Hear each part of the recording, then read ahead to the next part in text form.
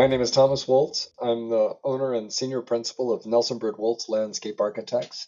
We have two primary offices, one in New York City and one in Charlottesville, Virginia. Virginia and New York. Which one? Where did you start off at? What's the first The firm office? started in Virginia. Okay. I went to work after graduation from University of Virginia Graduate School of Landscape Architecture for a professor of mine who had been for years a consultant part-time, but had hired his first full-time employee the year before I graduated and asked if I wanted to join this new growing practice. And that's what has grown into Nelson Bird Woltz Landscape Architecture. Did you first from that first job or position? Did you keep that going on? Did you kind of? I did multiple. Like we just mentioned, I did kind of bounce between different firms. Was that the case with you? Did you start there and kind of move on into your own thing? How did that work out? I think part of the excitement was Warren Byrd had been a professor. He taught in total for 25 years at the University of Virginia. And later in his teaching career, he had this idea to hire some staff and build a practice.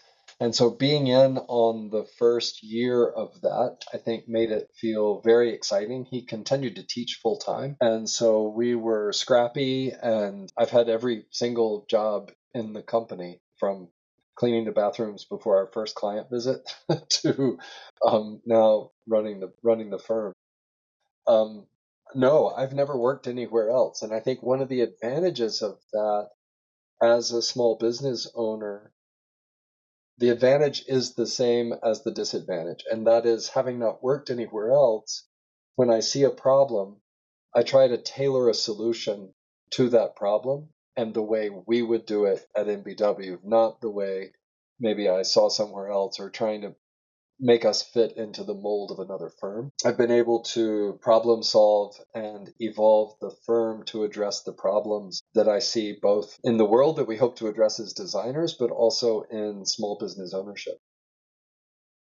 When did you? I guess when did you finally kind of get to that leadership position, and how I guess how big was the company when you did that, and where is it at now?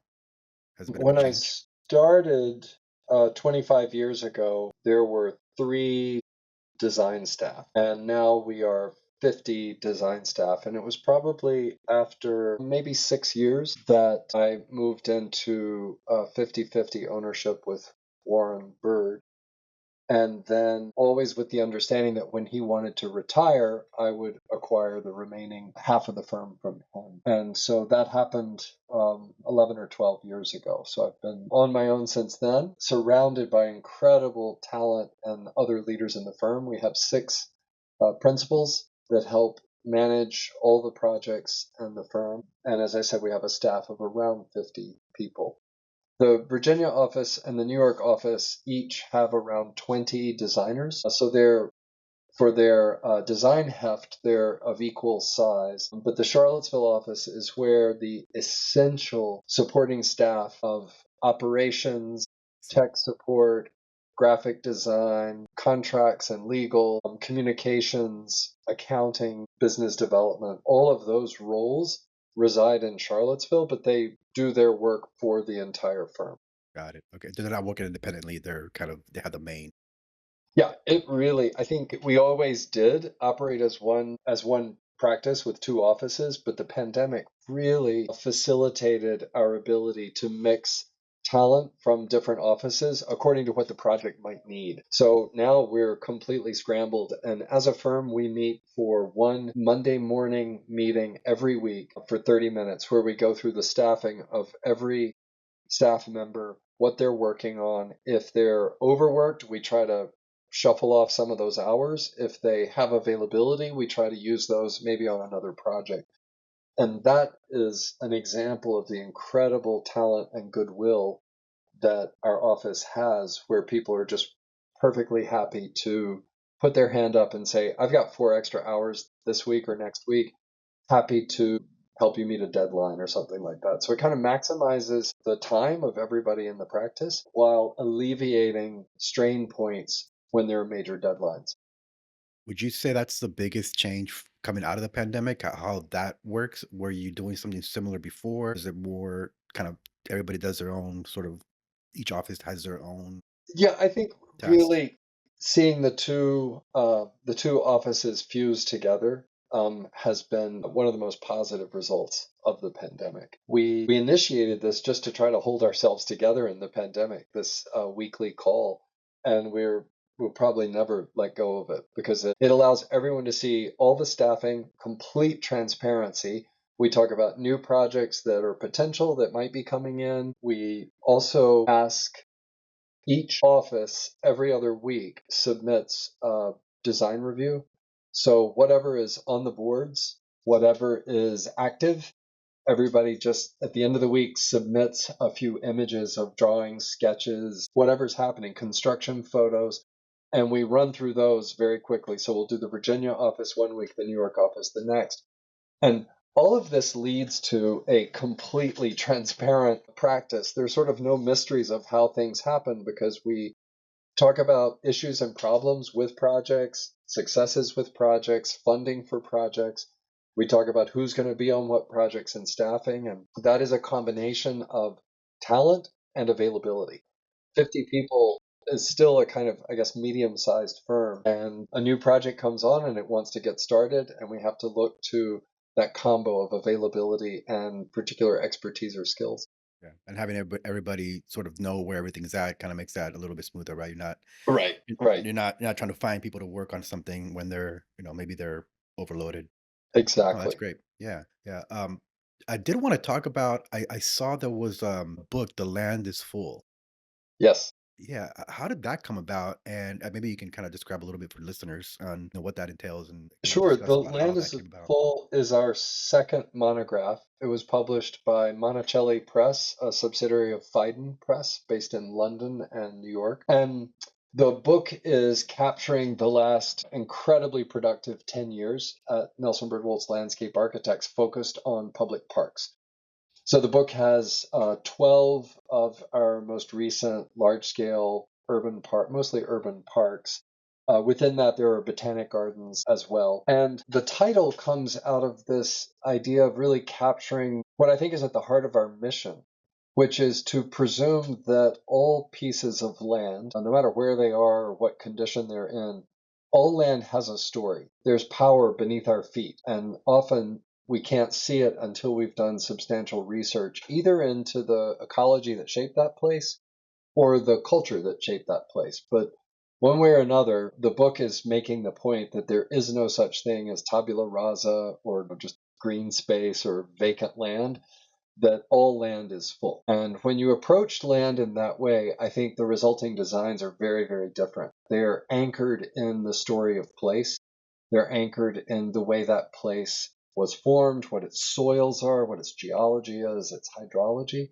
But they're also anchored in the stories of human beings and their relationship to that land over time. A lot of times, and the book captures this as well, we'll uncover dark or difficult and often even painful stories. And I think it's part of our responsibility is to find ways in the landscape to retell those stories, to reveal those histories, and to preserve them for a resilient future so that they don't get hidden again. So that's, I think when we think of the land as a blank slate, we make a tremendous error. And we also miss a lot of potential creative inspiration. When you know what came before, your ideas just start churning, and I think it leads to a kind of depth of authenticity of place when that's the primary source of ideas. Of course, then that gets folded in with the program and the community input, stakeholder input, and that's what yields these public parks that are in the book. One last thing I'll say about the book is we invited four individuals who know the work of Nelson Byrd Woltz very well. Some have been collaborators, some are part of our sort of friend circle. We had Andrea Wolf wrote the foreword. She's the author of The Invention of Nature, The Life of Alexander von Humboldt. She's a German writer living in London. And then Nina Marie Lister is an ecologist in Toronto, and she wrote about our commitment to conservation, restoration ecology as a driver of design. And then Brent Leggs is the founder and director of the African American Heritage Action Fund, that's part of the National Trust for Historic Preservation. and he wrote about culture in the projects that are in the book.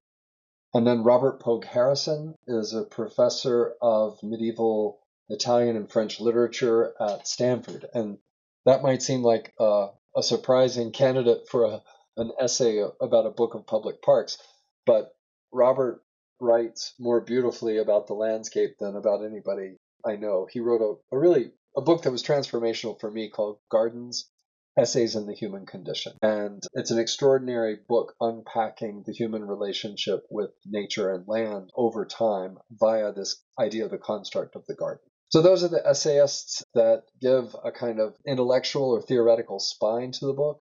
And then the 12 parks are lushly illustrated with descriptions of each park written by Brad McKee, who was the editor of Landscape Architecture magazine for over a decade. It was a real team effort and a wonderful leadership from our communications group internally, led by Tim Popa. We're getting this book across the line. It took about 2 years. Very cool. Yeah, it's cool to see that you have this very sort of team focus on the book. I think that gives a good idea of how the different parts of any culture, any project, right, can kind of work together to make this one thing. Speaking of your projects, you mentioned in the book it covers a lot of your parks work, your ecological restoration work. Is that what the primary focus of MBWLA is? That type of work? Do you have other parts of the industry that you're working in? There definitely are. I think coming out of the last decade, we really wanted to focus this first book. I mean, it's our second monograph, but it's the first book in this period on public landscapes, because I would say that is kind of the majority of our focus at this point. We're probably 60% public parks, public landscapes. We have in mind to do another few books. One of those would be another sector of our work that is, I call it sites of memory. It captures memorial landscapes and would be places that we go to remember our histories, our pasts as a community. We've done a number of those projects and they're ready to photograph and I think would make an interesting book. Some of them are public places, so there's definitely overlap, but I think that passion for storytelling and for capturing often forgotten or hidden stories in the land is it helps remind people how powerful the landscape is and what an important factor it is in civic life. I think the next book would capture probably maybe 15% of our practice, which is conservation agriculture. So we do a large scale redesign of farmland, often that was abused or engaged in more industrial agriculture, and design the transition to regenerative practices of farming while rebuilding biological or ecological frameworks within the landscape. Yeah. That's a fascinating part of our work, and it really leans on the ecologists that we have on staff to look at how do we rebuild that resilient and healthy network of hydrology and plant communities managing invasive plants. So very different from a book on public parks, but I think it will show a vision for a future role for landscape architects in leading the transition to regenerative agriculture. Yeah, that's an interesting part of your practice that I was looking at. I think on your website it's just listed as farm, right? How did that part of the business come about? Was it something you seeked out? I imagine there's quite a bit of clientele that come to you when there is a need to sort of restore their land. How did that Yeah, work out? Yeah. I think the conservation agriculture work, the design work, probably really has its roots in my own childhood growing up on a tobacco and cattle farm in western North Carolina, where I saw land management. I saw good examples and terrible examples on our own farm and the farms around us. But I also came to understand that what you do to land at any given moment has a huge impact, positively or negatively, in agricultural landscapes. And I guess it wasn't a linear process. I've had that childhood. Then during graduate school, it just kept haunting me how many of the skills we were learning, like road design, grading, drainage, horticulture, how to manage stormwater, how to hold and clean drainage water, land forming, and then just good solid design of how to designed for circulation, wayfinding, the sort of planning aspects of landscape architecture. And I kept being haunted by this idea of, gosh, farmers could really use this. A lot of these tools, but no farmer would ever think to hire a landscape architect. So bit by bit, large scale landowners would reach out to us and sort of word of mouth, really. It started with one project in Virginia. Now it's all told, I think we've worked on 1,000 acres of farmland in Tasmania, Australia, New Zealand, Canada, and across the United States. So it's become a significant part of our practice, but really something we made up as a way to apply the toolkit of landscape architecture in a sector that is the largest contributor of non-point source pollution in our nation. So how we're cultivating food is actually killing us. So I think getting in there as a landscape architect whenever we can has already made some transformative change. Yeah. That it's interesting and just hearing from you how that came about. I'm in Southern California and we I grew up well, part of growing up was surrounded by farmland. But all that farmland within 10 years was developed, right? There was no restoration. There wasn't any focus on the focus on redevelopment was housing. Now there's a bunch of warehouses out there, right? So seeing the ability for a landscape architect to go in, be a part of the project and be a part of that initial phase of what do we do with this land, right? Well, let's get it back up to where I'm assuming where it was or production wise and Or how it can better.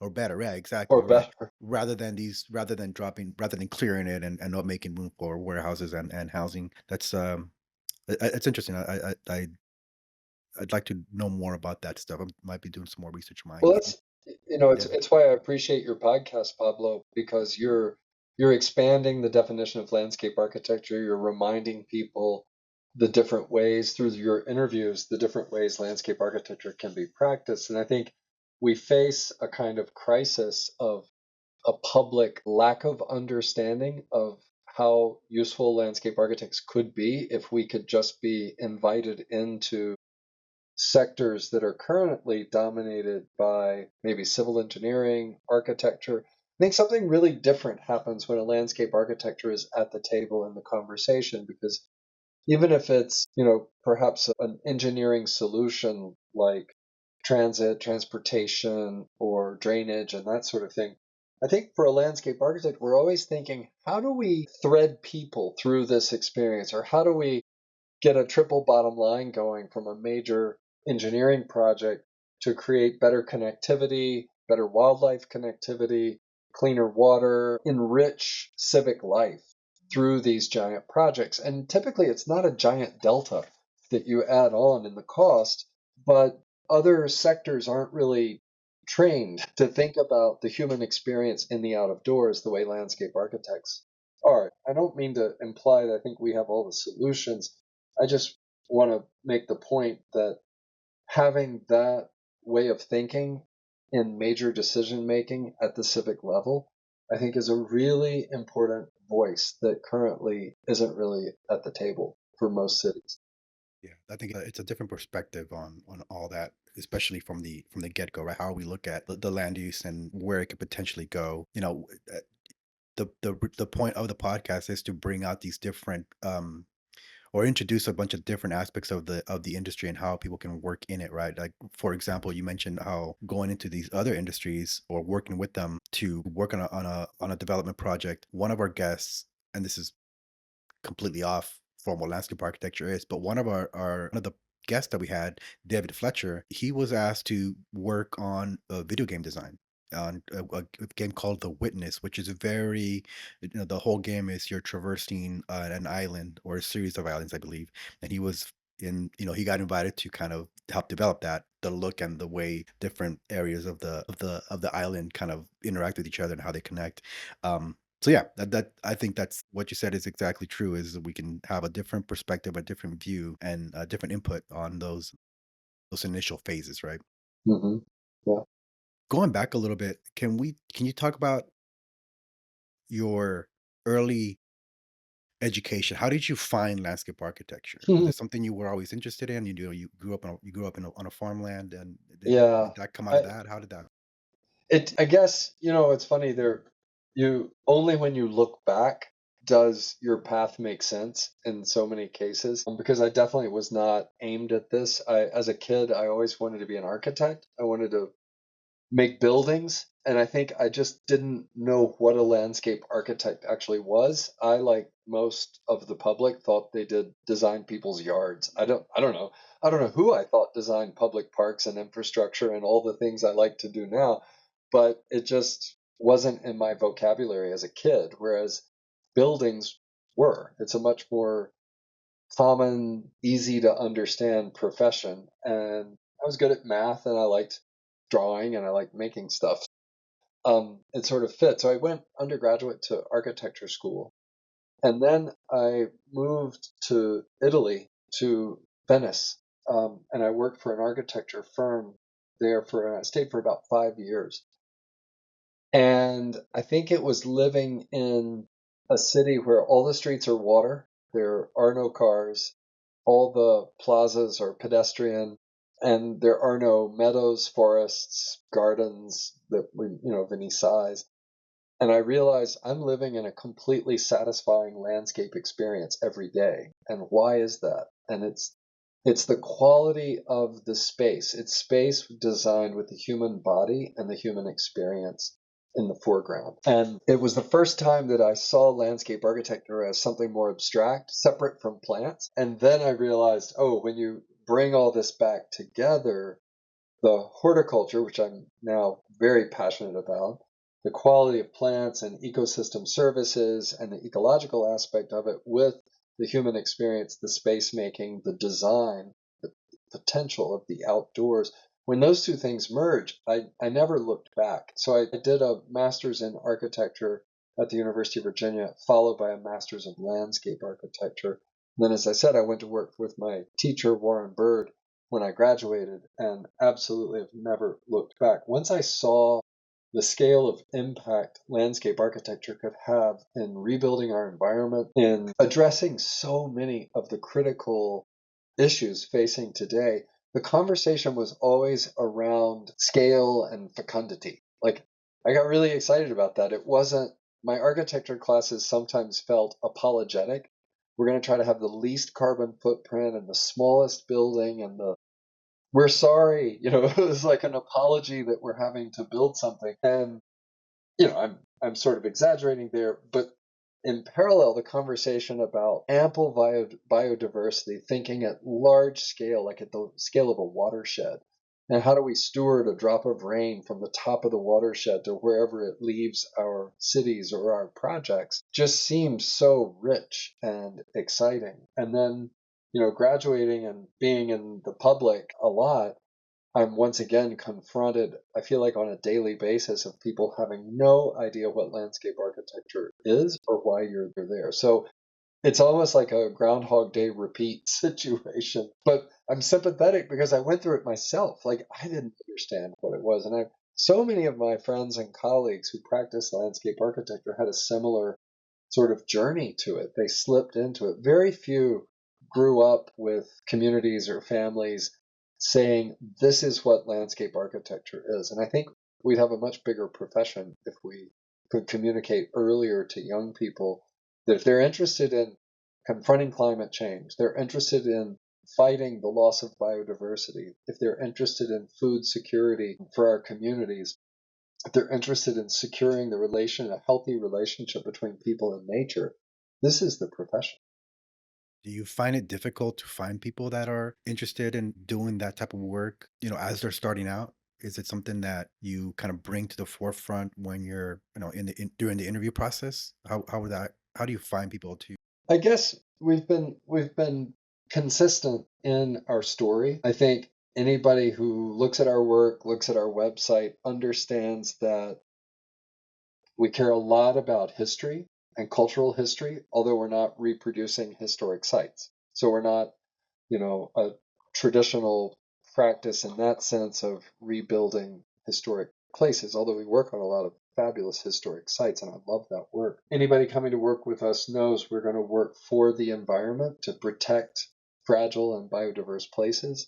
So by the time they would interview with us, they've heard a very consistent message, I think, from our publications, books, website, anything that we put out there tries to communicate really clearly that that's what we do. So we find people coming to us because they want to do this kind of work. They want to join a firm that is engaged in this kind of work that's really in service to the public realm.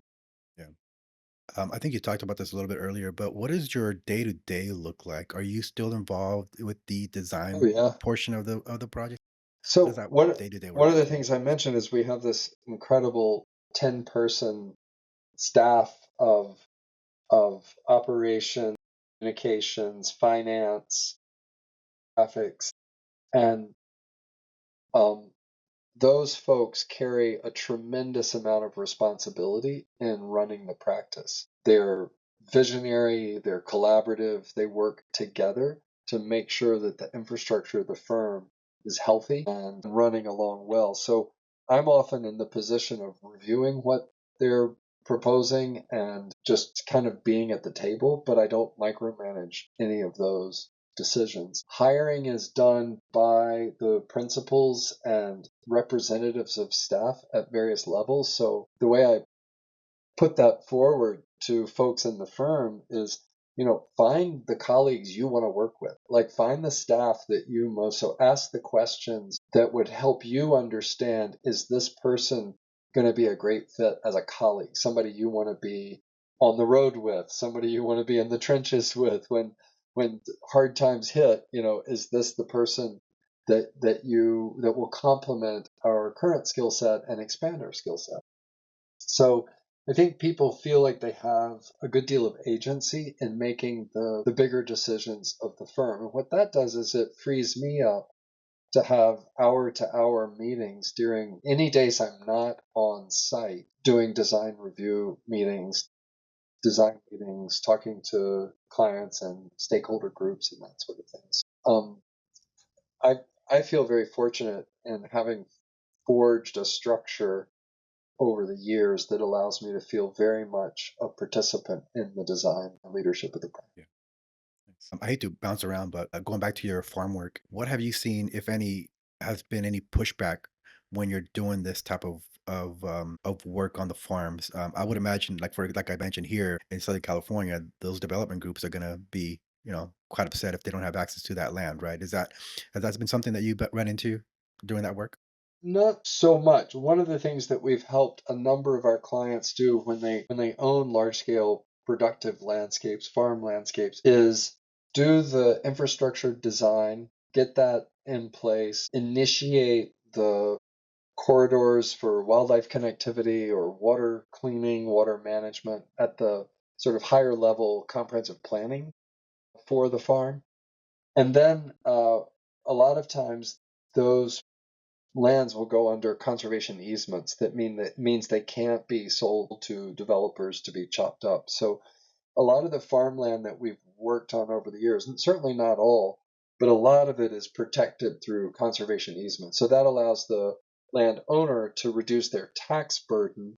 They'd be less likely to need to sell it because their taxes are down. A lot of regenerative practices yield produce that is higher in value. So the economics can often work out in favor of the landowner. Gotcha. Okay. Makes sense. Yeah.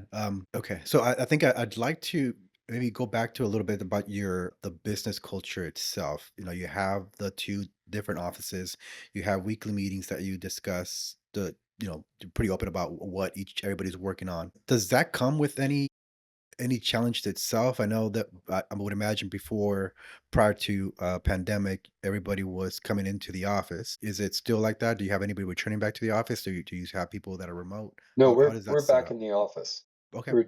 definitely back in the office. Everyone is in the office Tuesday, Wednesday, Thursday, and I would say half of the office comes back Monday and Friday. Those are optional or flexible days. More and more, I think in particular the younger colleagues came to work at NBW because of office culture in part. And if nobody's there, there's no culture. am a firm believer, that there is so much learning that takes place sitting next to a principal or a senior project manager, just being in the room where design is happening and conversations, it can be distracting. In each office, we have separate rooms or, small conference rooms, breakout rooms, quiet rooms where people can go if they really need to, like if they need to write something or have a private conversation. But both are open studios, and there's no hierarchy whatsoever in the layout of who sits where. So somebody a year out of graduate school is sitting next to somebody who's worked there for 15 years, and intentionally interspersed so that people are hearing what other people are working on, what they're doing, how they respond to issues on the phone, that sort of thing. So Right.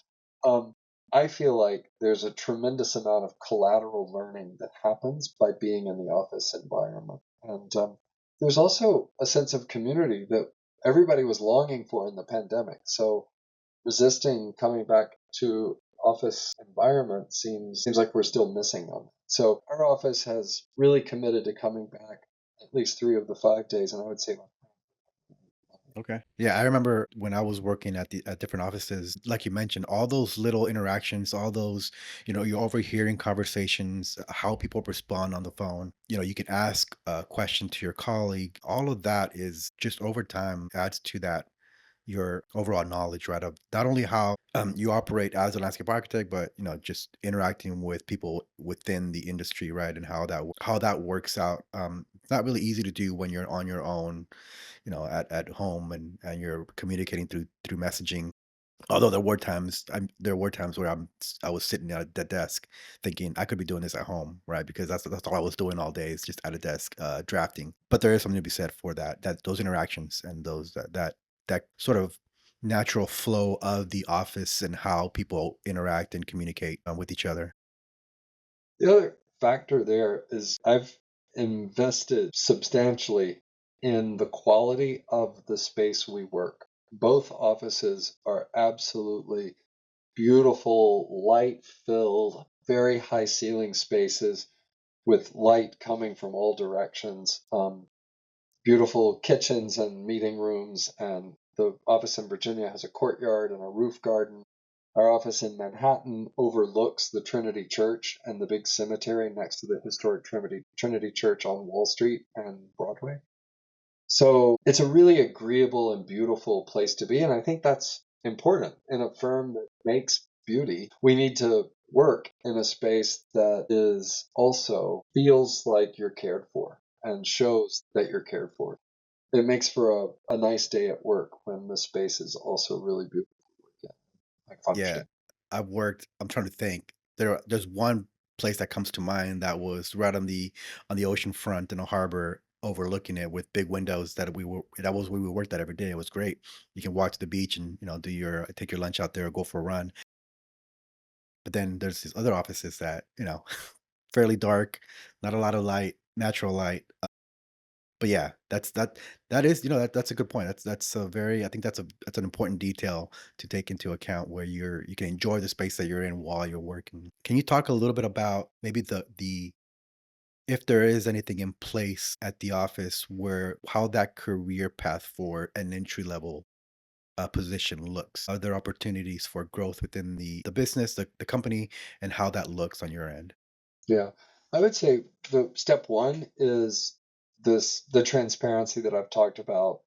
You're That's huge. Yeah. a week out of graduate school and you're on a call with all the principals, the firm owner, the director of finance, and communicate. They're all there, and you have access to them, and it's an open forum of conversation around upcoming work, past work, and what's on the boards. So we're all seeing in real time really everything that's happening in the office. So that's a step to seeing all of the levels of work. And you also, I think, can pretty easily, with that transparency, see, oh, that person's been here 8 years and look what they're managing, look what they're responsible for. I do not know how to do that. And I want to learn how to do that. And so I think it gives you that transparency, allows you to look at every person's job, what they're responsible for, and understand that the job title and the career path 100% corresponds to skill and ability and talent and experience. I'm happy to promote people as soon as they're, you know, demonstrating that they're competent at those levels. There's no interest in holding people back, but there is a commitment to making sure that promotions happen when someone has fully demonstrated that they are comfortable with all the demands of that position. We don't have that many positions, so it's not, an escalator to the top. The top of what? It's basically the unit of our work is the project. And if we can, we need people with 15 years experience, 10 years, and 5 years working on that project. And I think people are maybe a little less focused on this kind of like checklist of trajectory and more on how do I build the skill set to be a really well-rounded designer. And as we see that all the principals meet regularly, we meet every Friday to do a weekend review. The other thing about career path is we have one-on-ones. So every other week, each staff member has another person that they can talk to. It's a 30-minute one-on-one, and it doesn't have to be about anything. Like you don't have to have an agenda, but inevitably great conversations emerge from that. So I think people feel heard, that they have access to everybody. There's no like C-suite. There's no other place people sit. Everybody is all mixed together in a really healthy studio environment. So I think all of those things go a long way for people seeing like, this is my career. This is how it can unfold in this place. And this is what I'm responsible for at every level of the practice. Does the company support licensure Yeah, what we in any way? do is we have a standing sum on an annual basis for professional development. So if people want to do classes toward licensure, if people want to attend conferences or give talks, so we encourage people to go not just to ASLA, but also to conservation symposia, native plant symposia. Some people have gone to like history and preservation workshops, construction workshops, detailing, project management. The only thing we ask in return for paying to support professional development is that you give a lunchtime, like uh, A a follow-up lunch and learn. presentation? And so that's another program. We call it In the Weeds, where staff give talks on a pretty regular basis around some topic they know a lot about or are interested in knowing about, or maybe reporting back from a conference. So there are multiple educational opportunities supported within the practice. And again, I've always felt like it keeps a clear, clean office when you remember that the unit of what you do is the project. Like the projects that we envision, design, build, and steward, everything should be tied to that. So if there are things that are really disconnected from that, maybe that needs to unfold in another part of your life or your community. But the education and learning opportunities, we always find ways to really tie that to the work that we do together. Yeah, that's great. We're kind of coming up on the end here, Thomas. Is there anything else that you'd like to add? Anything that you'd want to include that we haven't discussed yet that you'd like listeners to know about the Yeah, company yeah. I practice? think the collaborations that we enjoy at NBW are really the secret sauce to making successful projects or good projects or projects that keep you engaged and stimulated. And we've done a lot of that internally by building a group of cultural landscape historians that look at the deep history of sites that I mentioned earlier. And then we also, over the last 12 years, have had fantastic conservation biologists, restoration ecologists working on the science side of this. And engaging those groups in every piece of land really helps the rest of the design team have some strong footing when they go into stakeholder groups, community groups, understand what the program is. We find where those things belong on the site thanks to that research based process. But then there's this whole other phenomenal world of consultants and partners through lighting design, civil engineering, architects, horticulturists, soil scientists. The teams that pull off these large scale projects are enormous. I think we've been grateful to be able to lead a lot of these large park projects, but by no means are we the sole author or could ever do it alone. And I think it's part of what makes the work more fun is having these big groups of colleagues. I think just like when we hire people, there's a kind of mission check of why do you do this work? And when the answer is we do this work to improve the human experience in nature or to preserve the fragile and forgotten past of our cities, then we know we're on the right track. And I think finding that common mission is a great way to deliver the best possible work to the world we live in. Yeah, yeah, you're right. That commonality with all the different aspects, everybody working together into that for that one goal, right? I think it just makes the process so much funner and smoother, right? There's not a lot of issues tend to arise out of that, especially interpersonal conflicts. Right? Everybody's on board and everybody kind of works together with Pablo, one of ease. the things I've been reflecting on at the end of the year is because the bulk of our work is around, protection of public space and the design of public space. I realized that through stakeholder groups, through clients, through the people that we come into contact with, they almost all are in the business of protecting land and protecting public access to land. And that means you meet some of the nicest people in the world. And I realized my job brings me in contact with some of the best people I could ever imagine. So you also end up with friendships that grow out of this. People part of conservancies that protect parks, protect landscapes, raise funds for landscapes, maintain them. The scientists, ecologists, and designers that I mentioned before, these are all terrific people who have given their talents and energies to a cause. And that makes for a pretty satisfying life when you get to meet all these wonderful people and actually do work together. Yeah, definitely. Thomas, where can people find the monograms that The that are monograph is available from Monticelli Press. Monticelli is, as I mentioned, a subsidiary of Phaidon Press.